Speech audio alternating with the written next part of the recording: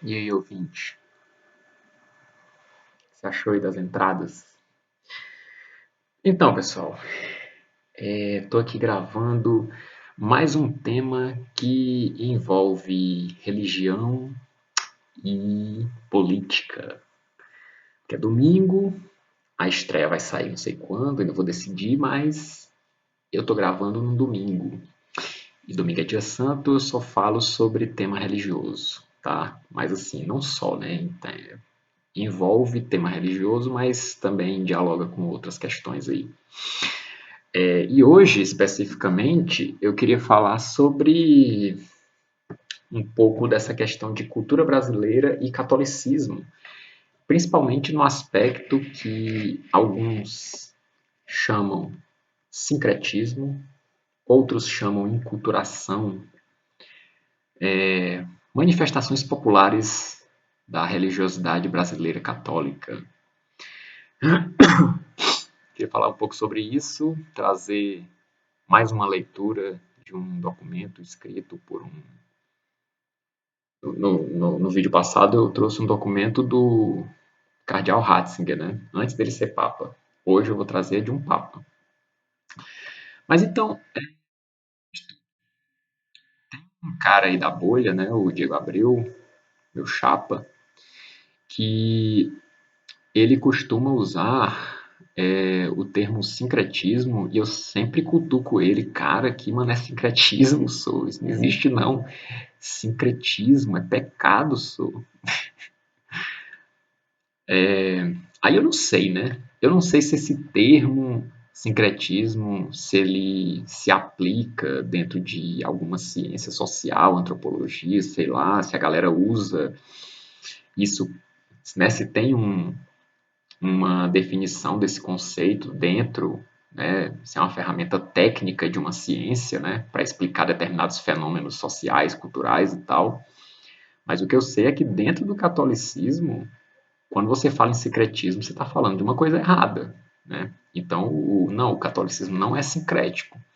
Se alguém adotou esse termo sincretismo com outro sentido para falar da experiência católica, problema deles, né? Eu não vou adotar, não, porque é diferente, né? Sincretismo e inculturação são coisas diferentes. A própria inculturação é uma coisa bastante polêmica, né? Eu, particularmente, sou um defensor da inculturação ou aculturação, né? a, da cristianização das culturas. Né? A igreja cristianiza as culturas. Porque isso a gente vê já no Novo Testamento, no Ato dos Apóstolos. Né? Você vê que se a igreja fosse manter as coisas tais como elas eram desde sempre, né? Eles tinham obrigado os pagãos a se circuncidar, né? Mas o próprio Deus, né, apareceu, né, gerou uma imagem para São Pedro, mostrando a necessidade de São Pedro acolher os pagãos, de ir até os pagãos, né, e converter os pagãos, que a salvação, e estava nas profecias, né? A salvação não era só para os judeus, era para a humanidade toda. E você nota quando São Paulo vai para a Grécia que ele pega elementos da cultura local, né? E se você vai um pouco além do Novo Testamento, né, a história da igreja nos primeiros séculos e nos demais séculos até hoje, a igreja sempre se adaptou aos locais, às culturas, etc., sem fazer concessões no campo da fé, no campo da doutrina, né? Então, assim, o que é pecado, o que é fé, o Salvador é Jesus Cristo. Não, você não relativiza nada nos pontos chaves da fé, né? O credo é sempre o mesmo credo, né? O credo, aqui eu vou falar um pouco para quem não é católico, né? Mas ou para quem é católico, mas sei lá, tá meio que entrando agora ou retornando, sei lá, porque eu sou um retornado, né? Eu fiquei Eu não sei se foi a maior parte da vida, mas eu fiquei metade da minha vida afastado da igreja. Eu nasci, fui criado na igreja, me afastei, fiquei muito, 10, 15 anos afastado, depois retornei. Retornei há pouco tempo. Então eu preciso ler muita coisa, né, ainda. Estou muito desnorteado ainda, né? E a igreja está passando por um momento de crise, né? Deixa a gente mais desnorteado ainda. Você não sabe direito qual é a fonte que você recorre, né? Mas o credo, para quem não sabe, como todos os dogmas, eles são verdades eternas. Então, quando a igreja bate o martelo e diz esse é o dogma de X ou Y, não quer dizer que a partir daquele momento aquilo passou a ser verdade ou passou a existir. Quer dizer simplesmente que a partir daquele momento, nós, no nosso, na nossa mente falha, limitada, na nossa existência pecaminosa, nós nos tornamos cientes daquele fato que sempre foi verdade. Então, o nosso credo, os nossos dogmas, eles são eternos, né? Agora, coisas particulares é que, né, a igreja decide ou não decide que é assim ou que é assado, né? Você tem que fazer assim, você tem que fazer assado, com relação a coisas mais detalhes, né? Coisas mais particulares. Tipo, nessa hora aqui você ajoelha, nessa hora você fica em pé, nessa hora você fala isso, nessa hora você fala assim, nós vamos falar nesse idioma, não vamos falar naquele idioma, nós vamos usar essa fórmula, nós vamos usar aquela fórmula. Isso aí são coisas importantes, importantíssimas, que também não podem ser tratadas como qualquer coisa, mas coisas que podem ser modificadas. Por quê? Porque elas são acessórias, né? Mas são acessórios importantes. É como, por exemplo, tem um cara que ele naufragou. Ele está no meio do Oceano Pacífico e tem um tubarão perto dele. Não sei nem se tem tubarão no Oceano Pacífico, mas enfim, foda-se, é o meu exemplo aqui. Ele está no meio do Oceano Pacífico, está chegando um tubarão e ele vai ser socorrido. Aí tem um cara com um helicóptero indo socorrer ele. O cara vai jogar uma escada, o cara vai descer, o cara vai esperar ele subir, o cara vai jogar uma corda. Isso é acessório, entendeu? Isso é acessório. Se vai ser uma corda, se vai ser uma escada, se o cara vai descer, se ele que vai ter que subir. Enfim, são detalhes acessórios. Mas são importantíssimos. São importantíssimos. Sem a escada ou a corda, sem o cara descer ou o cara subir, esse cara vai morrer, entendeu? Então é um acessório importantíssimo. Mas é um acessório, pode mudar, pode ser uma corda ou pode ser uma escada, né? O fato é que tem que ser de alguma forma tem que ser algo que esse cara saia do oceano e vá para o helicóptero, né? Então, usando esse exemplo aqui, Jesus é o Salvador. Ele é o Salvador. Então, assim, é, Jesus usa né, Deus usa de várias estratégias para salvar a humanidade, né? E a humanidade usa de várias estratégias para se perder, né? Deus é maior, mas ele nos permite a liberdade, né? Então, assim, a salvação vem através de Jesus Cristo. Ele não é acessório, tá? Ele não é um acessório, ele é essencial. Jesus Cristo, o papel dele está delimitado desde antes da criação do mundo, né? Não é uma coisa assim, tipo, foi por ali, vamos por aqui. Não, não é acessório. É necessário. O Pai, o Filho e o Espírito Santo é uma realidade necessária. Precede as nossas loucuras, precede a criação do ser humano. Mas a forma como as pessoas chegam até a salvação, e aqui eu não estou falando de outras religiões, né? Salvação é Jesus. Jesus deixou uma igreja, a igreja católica. A salvação está na igreja. E não estou relativizando isso aí, não. Tá? Quem vier com, todos somos todos filhos de Deus, somos todos, Deus é amor, não sei o quê. Mais ou menos. Somos todos filhos de Deus, mas uns escolhem voltar para a casa do Pai, outros querem ficar na cachorrada até o fim, né? Então, o que é acessório, né? O que é acessório é, dentro da igreja, como você vai fazer aquilo que é a missão da igreja. Porque a missão da igreja não é acessória. Então, por exemplo, você tem que fazer a missa, né? Isso é um preceito que não pode ser relativizado. Tem que ter a missa, né? Porque isso é a misericórdia de Deus para com a nossa carne, né? Para com a nossa fraqueza, né? Você tem que participar dos sacramentos para você conseguir se salvar. Porque você, por conta própria, não consegue se salvar. O cara no meio do oceano, ele vai morrer. Você precisa do helicóptero. Você precisa do que for jogado de lá do helicóptero, né? Então, você precisa de Jesus para se salvar, logo você precisa da igreja para se salvar. E a igreja, ela tem uma série de fórmulas para ajudar a gente a se salvar, né? Uma escada, né? Para a gente conseguir subir e sair do oceano, da perdição, né? Então você tem que ir à missa, você tem que respeitar a hierarquia, tem que respeitar o magistério, a tradição, você tem que comungar, tem que se confessar, você não pode descumprir, você não pode ir contra os 10 mandamentos, etc, né? Você tem que obedecer tudo isso, cara. Isso não muda, né? Isso não muda.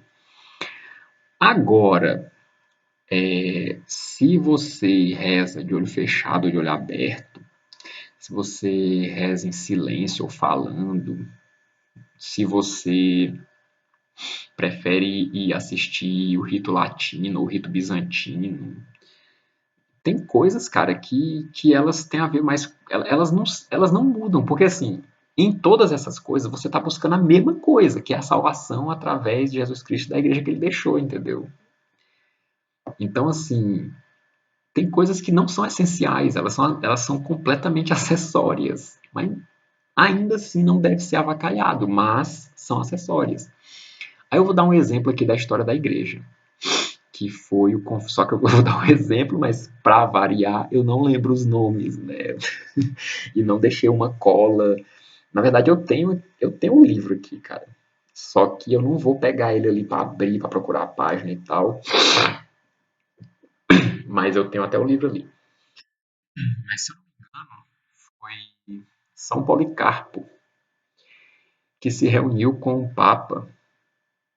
Ele era de uma igreja do Oriente, se eu não me engano, era da igreja bizantina, mas eu posso estar. Eu acho que nem existia o nome Igreja Bizantina ainda. Eu acho que ainda não tinha se tornado Bizâncio ainda. Acho que ainda se chamava Constantinopla. Mas ele era de uma igreja do Oriente e ele foi ver o Papa em Roma para discutir porque a igreja do Oriente e a do Ocidente elas tinham datas diferentes para celebrar a Páscoa de Nosso Senhor Jesus Cristo. É uma data importante, é uma festa importantíssima, é o The Greatest Show on Earth, né? É o grande evento da história da humanidade, né? Crucifixão e morte de Nosso Senhor Jesus Cristo. E aí uma igreja celebrava numa data, outra igreja celebrava noutra data, e aí, por duas vezes, houve uma discussão entre figuras, né, chave das duas igrejas sobre a possibilidade de adotar uma data única. Mas acabou que aceitaram a diferença de datas, entendeu? Ou seja, é uma coisa acessória. Ah, a data tem que ser nesse dia aqui. Não, cara, não. Se culturalmente esse povo usa essa data, deixa essa data. Isso acontece até hoje, né? Eu acompanhava, às vezes parei um pouco agora de acompanhar assim, o dia a dia do Papa, né? E eu notava que quando eu ia assistir o Ângelus, o evangelho não era o evangelho da missa que eu tinha assistido na minha paróquia, porque em Roma eles utilizam um calendário e aqui no Brasil o calendário é um pouco diferente, né? Agora, você pode ficar, então quer dizer que tá, tanto faz, vamos botar a Páscoa no dia 25 de dezembro, o Natal em julho, tá tudo bem. Não, né? Como eu falei, são acessórios, mas são acessórios importantes, né?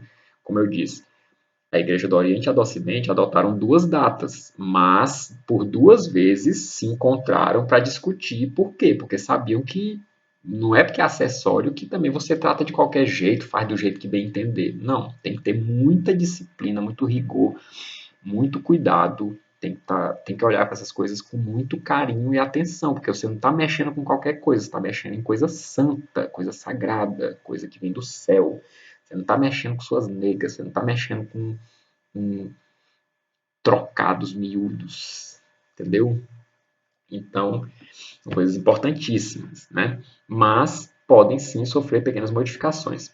E aí entra essa questão da enculturação, e no caso brasileiro, né? Então vamos lá, falar de Brasil, que é coisa que eu gosto também. Falei que ia falar de tema religioso, mas também de outras coisas, né?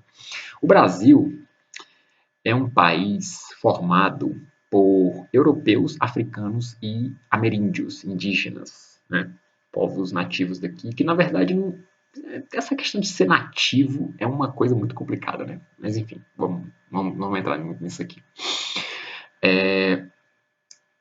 O catolicismo, né, a nossa fé, ela veio com os europeus, mais especificamente com os portugueses e principalmente através dos jesuítas, né, que é uma ordem de origem espanhola, né, Santo Inácio de Loyola, mas que encontrou um terreno muito fértil em Portugal e no Brasil, né, terreno de ação muito grande no Brasil e em outras colônias portuguesas também. No Brasil, acho que foi onde a coisa mais floresceu.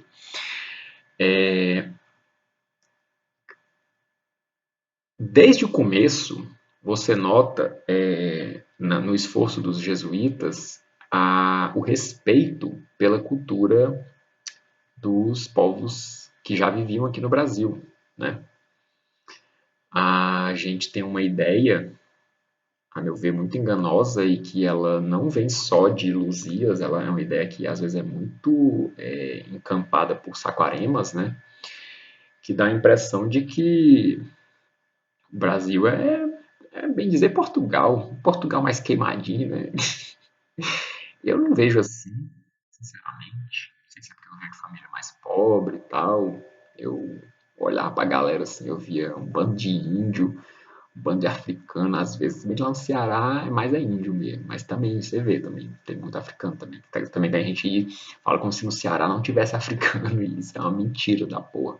Tem muita presença africana no Ceará também, só não é tanta quanto em outros lugares, né? No Brasil tem lugar que tem mais, tem lugar que tem menos, etc. O Ceará não é das que tem mais, mas também não é tão raro assim, né? Mas enfim, o fato é que nós não somos europeus, né, cara? Nós não somos portugueses, nós somos brasileiros, nós somos misturados, né? Português, indígena, africano e tal. E isso se reflete não só na nossa biologia, né? Não só no fato de que, tipo, meu tataravô era um índio, minha tataravó era uma africana de Angola, sei lá. Não é só isso, né? Se reflete também na cultura, no jeito de ver a vida, no jeito de tratar as coisas, no jeito de levar questão com trabalho, com estudo, com tudo, cara. Tipo, é a coisa da criação, né?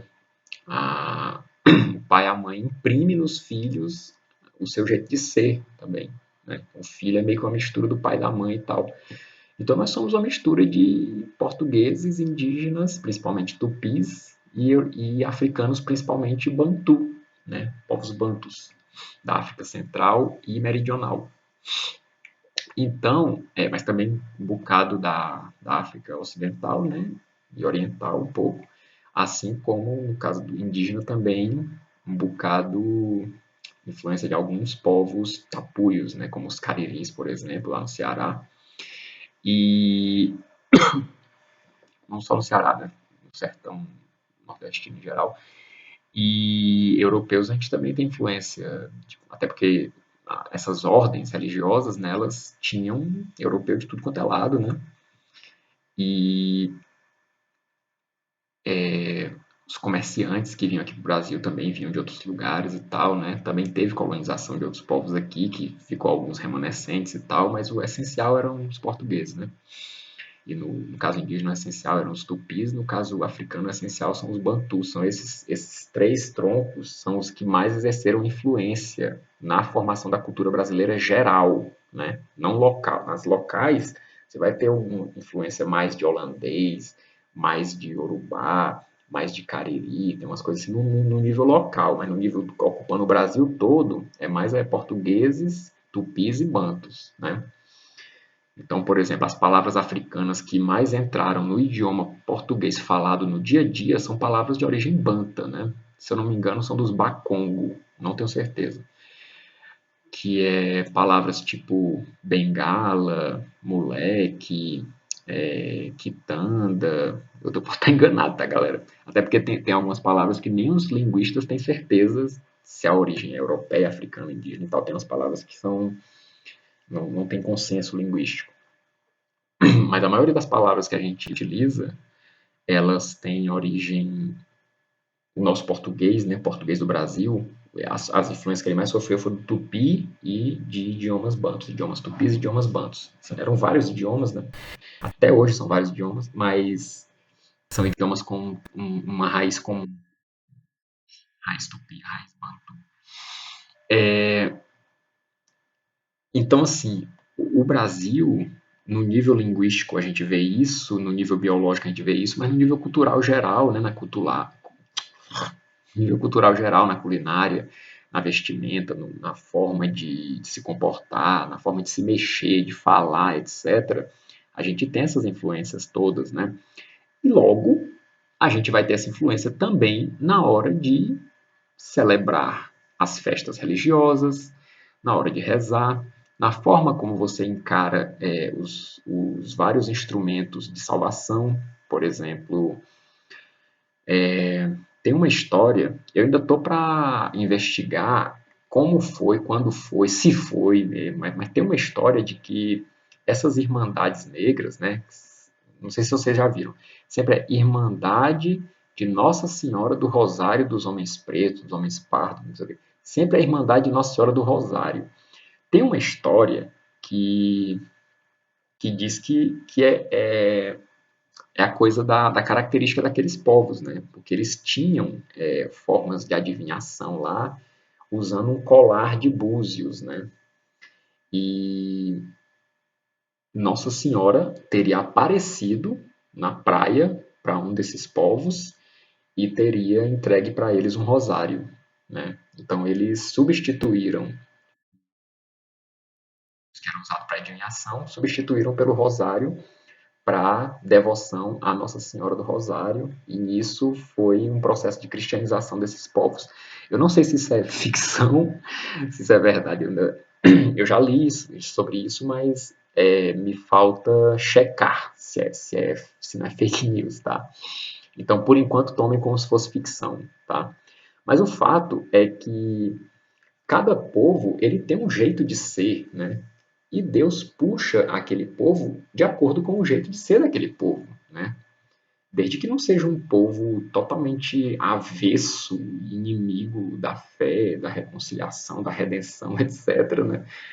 Mas, no geral, as pessoas são diferentes, mas todas podem ser salvas, né? Então, assim, o modo próprio como a religião e a fé se manifestam no Brasil envolve a cultura brasileira, né?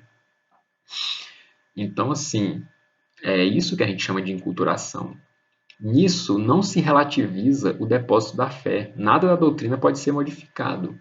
Agora, aqueles detalhes que são acessórios, eles não tem problema eles serem assim ou assado, né? Desde que você seja criterioso, né? Você olha, peraí, isso aqui é uma mudança que afeta a devoção, isso aqui afeta a busca da santidade. Se afetar, é melhor adotar a opção que não afete, né? Então, essa é a busca, entendeu? Esse é o sentido da enculturação, esse é o sentido da adequação da, da religiosidade estritamente católica à cultura dos povos, né? Que na verdade é uma forma de cristianizar as culturas, de pegar aquela cultura, tirar o que é bom dela e infundir nela a força da fé do Espírito Santo, né? Para que ela se torne mais elevada, mais potente ainda, né? Isso a gente vê desde o começo da história do Brasil, né? São José de Anchieta escreveu a primeira gramática da língua mais falada no Brasil, né? Que era uma língua tupi geral, vamos dizer assim. E eles utilizavam, né, a cateretê, catira, cururu, essas danças, umas danças indígenas, assim, usavam muita música, peças teatrais, enfim. A forma de catequese era sempre adequada aos costumes dos povos que já viviam aqui, e muito dessa catequese se manteve nas festas religiosas e tal, e até hoje o Brasil é um país em que se confunde a cultura popular e o catolicismo, né? Nosso folclore é um folclore muita infusão de fé católica e tal. Tanto que é a minha opinião, né? A cultura brasileira, ela não é majoritariamente portuguesa, ela é majoritariamente católica. Porque, a meu ver, o católico ele está acima do português. Ah, o catolicismo ele precede a cultura portuguesa, o povo português e tal, e sucede também, né? Tá acima. Os portugueses eles foram uma ferramenta de difusão do evangelho por terras em que ele ainda não tinha chegado ou tinha chegado de forma incompleta, né? Porque, por exemplo, né, o cristianismo já tinha chegado na China. Há relatos, né, de que já tinha chegado aqui no Brasil, né, pelo apóstolo São Tomé, né, que era o Sumé que os indígenas falam. Mas o fato é que não tinha realmente se estabelecido, né, não tinha fincado raízes, né? Então os portugueses foram uma ferramenta de Deus na expansão do evangelho. Mas não era uma expansão dos portugueses, era uma expansão do evangelho, né? Então, e com isso também eu não quero dizer, tanto faz a cultura portuguesa, é uma porcaria. Não, eu acho massa, assim. Eu acho massa a gente ter sido colonizado, enfim. Mas fomos colonizados. Pelo na época do Pombal, ali é colônia, assim. Foi colonizado pelos portugueses, né? Eu acho isso massa, acho massa. Eu prefiro brasileiro.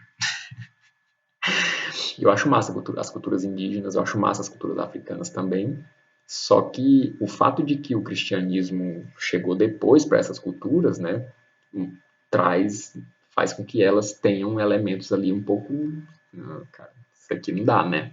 Isso aqui a gente tem que mudar um pouco, né? Não gosto de ficar comendo carne de gente aí, entre outras coisas. Isso aí tinha que ser mudado mesmo. É isso. Então, só para embasar um pouco isso que eu falei aqui, né? Desculpem falar em voz baixa, porque tem mais gente aqui, eu não gosto de ficar falando muito alto. Eu vou ler um documento de um Papa, tá? Papa João Paulo II, quando ele esteve no Brasil, no Nordeste. Eu vou ler o nome aqui do documento, tá? Cuidado só para não perder aqui a página. Nossa, meu computador está muito lento. O nome do documento é Discurso do Papa João Paulo II aos bispos da Conferência dos Bispos do Brasil, Regional Nordeste 3 em visita. Ad limina Apostolorum, sexta-feira, 29 de setembro de 1995. Aí, na página 4 desse documento aqui, que se eu não me engano eu peguei no próprio site do Vaticano, só que não tem a numeração dos parágrafos, por isso que eu estou dizendo a página. Eu vou ler aqui uns 3 ou 4 parágrafos. Muito